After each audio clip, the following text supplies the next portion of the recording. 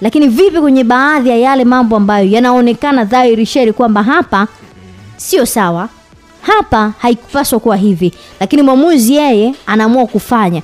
Sasa hii inakuja inawahusisha waamuzi na kuwa wanachama wa vilabu. Juzi tuliona kuna picha kunatembea hata GSM akitajwa kwamba aliwahi kuwa mwanachama wa Simba. Ikatembea pia picha ya yule mwamuzi msaidizi.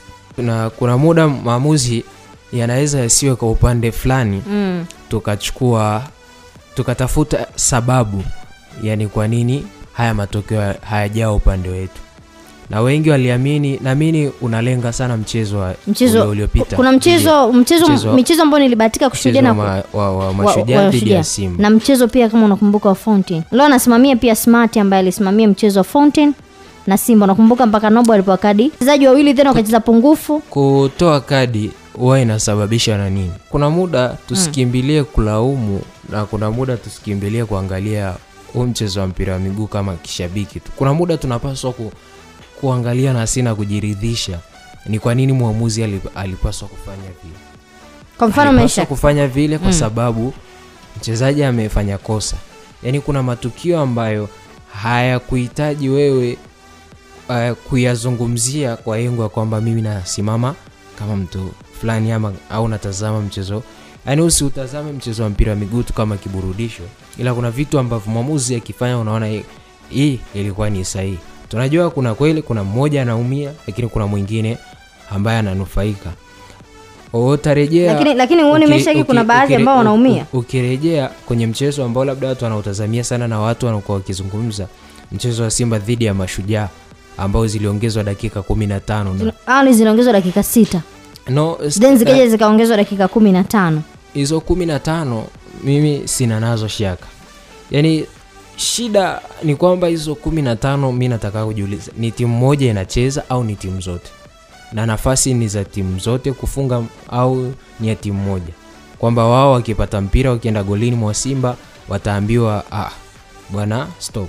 Kuna muda tuangalie hizi 15 zinachezwa na nani. Kama zinachezwa na timu zote, maana yake wote wana haki ya kupata matokeo. Haziko kwa ajili ya timu moja, ziko kwa timu zote kutafuta matokeo ndani ya hizo dakika zilizoongezwa, na hizo zinazoongezwa ni kufidia zile ambazo zimepotea ndani ya uwanja kwa ajili ya kukamilisha dakika 90. Ukiangalia tukio ambalo lilikuwa la penalty la Shomari Kapombe, watu wanalalamikia, lakini ukipata faida ya kurejea picha mjongeo kupitia mwenye haki ya kurusha matangazo, unaona kabisa Shomari Kapombe alifanywa foul, ilikuwa ni 18. Mwamuzi alikuwa sahihi kufunika kwa maono yake alivyoona, na alivyotendewa ni sahihi.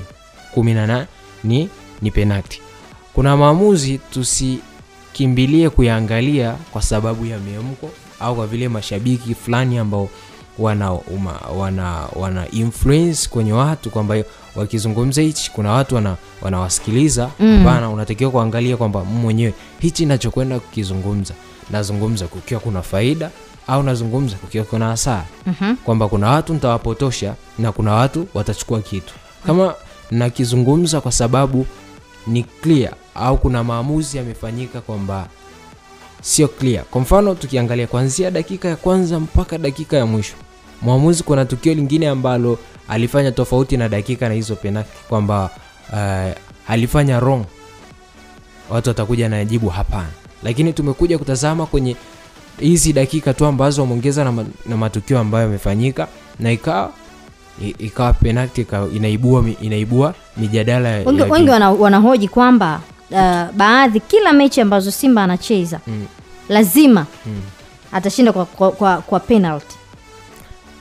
No, unajua penalty ni sehemu ya mchezo.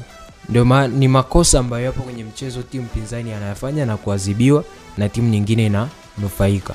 Hasa wengi huwa tunakimbilia kuyaona hayo makosa ni kama yako kwa timu moja. Hayo makosa yapo kwa timu zote.